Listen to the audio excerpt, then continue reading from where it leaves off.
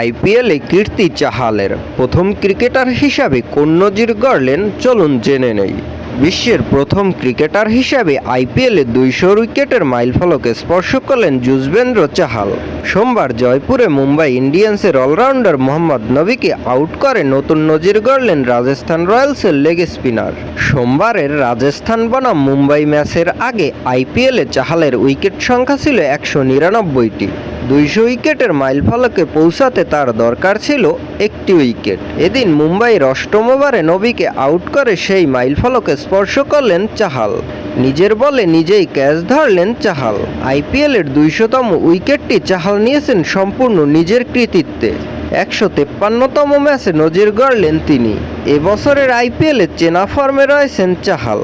বেগুনি টিপির দৌড়েও তিনি রয়েছেন প্রথম দিকে। 13টি উইকেট নিয়ে তিনি জশপ্রীত বুমরার সঙ্গে যুগ্মভাবে শীর্ষে রয়েছেন। 2013 সালে আইপিএলে অভিষেক হয় চাহালের। আইপিএলে সবথেকে বেশি উইকেট নেওয়ার তালিকায় চাহালের পর দ্বিতীয় স্থানে আছে চেন্নাই সুপার কিংসের প্রাক্তন ক্রিকেটার ডোয়াইন ব্রাভো। তিনি 183টি উইকেট নিয়েছেন 161টি ম্যাচ খেলে। তালিকায় তৃতীয় স্থানে আছেন পীযূষ চাওলা। 186টি ম্যাচে তার সংগ্রহ 181টি উইকেট। চতুর্থ স্থানে রয়েছেন ভুবনেশ্বর কুমার। সানরাইজার্স হায়দ্রাবাদের জোরের বোলার 167টি ম্যাচ খেলে নিয়েছেন 174টি উইকেট। পঞ্চম স্থানে রয়েছেন অমিত মিশ্রা। 161টি ম্যাচে তার সংগ্রহ 173টি উইকেট।